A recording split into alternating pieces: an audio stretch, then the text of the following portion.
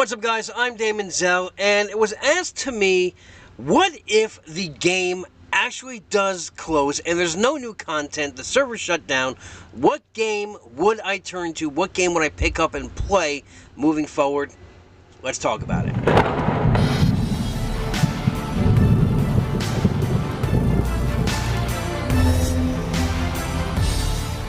Alright, so let's just start off with, I'm really hoping that the game does not die. I'm hoping against hope, and yes, I am on a steady supply of copium, thinking that, we're going to hear something, possibly, before March? I don't know, we'll find out. But, I'm here for this game until the servers go dark. Again, not spending anything, just building the current teams that are in the game, reaching, those goals that I wanted to do when I first started playing this game, and trying to hit an overall high score in the raids. But moving forward, if this game did close down, what game should I turn to? Well, there are a few options I would play. Let's check them out here. So, right now, this is an old game that I played a while back. It came out a couple years ago. I haven't fired it up since. As you can see, I never even hit max level. Max level in this is level 60. Now, if you're not familiar with this, this is the Disney's Sorcerers Arena. Basically, it's the same thing like Marvel Strike Force, same thing like Star Wars Galaxy Hero. It is a hero collector game, but all the characters in the game are Disney characters. That's right. Everything from Pixar to Disney, you can use them. They have different abilities. It's not a bad game. But it's overall the same concept of what we're used to playing. So if you are a big Disney fan, yes, this game is actually pretty fun, and it is good. I just did not stick with it due to monetization things that they were doing in the game at the time. Now, I don't know if anything's changed since then. Like I said, I haven't played this game in years. The max level is 60. I'm not there, but I do know a few people from STZ who are actually firing the game up, starting new accounts, and just trying it out. So if this is something that you're interested in, you could go for it. Again, it's just like the other games. So if we want to delve into, let's see, where is it here? I had it up a minute ago. Let's go back to home here. Let's go. If you still want to stick with games, I know. And this is one thing that I was thinking of. Yes, I love Star Wars, and I had a great time when I played Star Wars Galaxy of Heroes, and this is CG's flagship game, and one that we thought, since this is their moneymaker, this is their bread and butter, we thought that Heroes of Middle-earth would skyrocket. Offers in this game tend to be a little bit less than the ones in Middle-earth, price-wise. I have not played this game in years as well. I have not stuck with this game. So I am not even max level in this game as well. Alright, let's just get past all this stuff so you can see here. And I'll get past this offer. And as you can see, I think the current level right now is upper 90s, maybe 100. Let me just double check on that. Actually, it is 85. The current level is 85. Now, I started this game this one a while ago. Now, I could come back to this account. However, this account itself, it does not have a lot of legendaries, anything like that. I'm not very far in this account. I did put time, no money in this. I was always a free-to-play player in this game. The only money I've ever put in games is in Marvel Strike Force, only in minute amounts, and of course, as a dolphin in Heroes of Middle-earth. But as you can see here, it's not impressive at all. But this, if you like CG games, this is going to play almost exactly like Heroes of Middle-earth. The only problem is the shards are a lot easier to come by for characters. Now, I'm also told not only do you have characters, but you also have ships, which I do not have any. I don't believe so. We're going to see here, loading up. Again, I haven't fired this game up in a while. So I have some ships, but as you can see, not very good. But yeah, there's a lot to do in this game. Now, when I say a lot, I mean you are going to be overwhelmed with everything that you can do in this game. Now, it has been told to me if I do come back to this game, I will probably want to start off a new account because it is very new player friendly. Again, this game has been around for years, I think 7-8 years now, and it's very easy to get into. A lot of the currency that you're going to be using for the fleet, you get as a new character. So yeah, this would be a good game to jump into. But as you can see, there is tons of things to do in this game. The mods are basically your glyphs. Everything that you have in Middle-earth, you have this times 10. Let's just put it this way. You always hear us talking about the multi-squad PvP, the Galactic War. Well, this is what it is. This is where it's from. So, if you love Star Wars, this is another great game to start up with. Again, I don't know if I'm going to do this because of the, CG taste still in my mouth. Which also leads, what should I do? Maybe I go back to tried and true game, which was Marvel Strike Force, which was a great game, and I stuck with this game for a while. I took one hiatus break for about a year and a half, I think, and then came back and then rocked it. I was doing really good. Now, I stopped playing this game when Heroes of Middle-earth came out, so I've not touched this game in about, I would say, 11 months, close to a year at this point, because I stopped playing it a little bit before Heroes of Middle-earth. So yeah, let's just say around between 10 months to a year, I haven't played this game.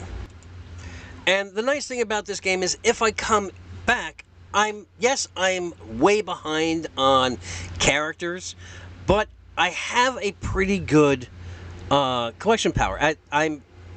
I am coming back in at 22 million, and I'm only 5 levels behind the new level cap, which is 100. This has a lot of modes in the game that's just like Star Wars Galaxy of Heroes, Heroes of Middle-earth, a little bit. Yes, you are joining alliances. There are, guild wars, which is your alliance war. There are raids throughout the game, all sorts of different raids. Ways of getting characters in this game are sometimes different. Yes, you can buy them outright, but there are new kinds of ways to earn these characters, such as blitzes, which you basically just take your teams and you just grind. And when I mean grind, I mean you grind. And you get character shards. When you hit all these milestones, you get certain character shards. But you also, if you finish up in a certain percentile, you get additional character shards. Yes, they do release new characters this way. They also release them in Marquisao. Now, some of the bad parts are they have reworked the legendary system so that when you come in, the legendaries are now unlocked through these kind of like trials, where you can pick scourges and stuff like that. It's a really weird way of doing it. I know those of you coming from this game, it's a little bit different. So right now, we have the Green Goblin coming in, and it's his trial. Now, you have to get up to a certain point to unlock him, right? These are your milestones right here, and yes, once you get to a certain point, I think it's I forget which milestone it is, but you unlock the character, and you'll be able to have him play him, and it's fantastic. Most of the characters are fantastic that way. However, the only problem with this is, when you go in there are certain points where you need to use specific squads to unlock him. And some of those squads, if you don't have them unlocked, you cannot progress. So therefore, it's kind of like a roadblock and bottleneck to getting some of these legendary characters. That being said, the graphics in the game are fantastic. It's a fully fleshed out game. I do remember having a lot of fun in this game, and there's a lot of choices. Monetization is... There are certain deals for dolphins. A lot of them are, like, they have a battle pass. I do not pay for the battle pass. It's $40 to get that. I just get the free pass. Again, I just fired this game back up the other day just to check out, see where I was and how far behind I was on everything. But the gameplay is fun. So this is probably what I will most likely be coming back to if Heroes of Middle-earth does not pan out. They have modes in this game which I hope come to Heroes of Middle-earth. Now, also, in the future, I might be playing this game, which is... if you've ever read the web series Soul Leveling or the new anime that's out, this is basically a game based on that. And yes, it is a Genshin Impact style game. It's not going to be open world, but it is instant space. But it is kind of an action RPG, not really like what we're used to in Heroes of Middle-earth and those type of games. It is still a collector game, but it's a different genre, kind of like, if that makes any sense. It's a different take on it. The graphics are great. It looks fun. I'll probably end up playing this just to try it out because I do like the IP on it. There's also another hero collector coming out for DC. Okay, here it is here. It is DC Dark Legion. And yes, it's a hero collector, but it's also kind of like a base builder. So this company that puts this game out has also put out other collector games and base builder games, like I think it's called like the Avalon game, the new Pirate Seas game. I forget what it's called, but yeah. So it's kind of like, you know, building your base and operation, as well as hero collector and putting gear on those collectors. So I don't know if I'll be playing much of this. So needless to say, with all this talk, all this what if, possibly, what games will I be playing, you know, what will I do? Well, I'm really hoping that, you know, we get some news before the end of the month that the prospects for this game will continue. I'm hoping the devs come back and say, hey, sorry we haven't talked to you so long. I know we don't have a calendar going on, so here's the rest of the month's calendar, and we're going to give you all, you know, everything from the date from, you know, day one up to the day that this comes out in your mailbox, that sort of thing. I'm hoping for something like that, because I really do not want to see this IP go. I'm having fun with this game, and again, I'm going to continue playing this game. I love the people that I'm playing with. I love the guild. I love the cluster that I'm in, and yeah. So those are basically what I'd be playing if this game goes under, and that's just mobile games. That's not, you know, PC games.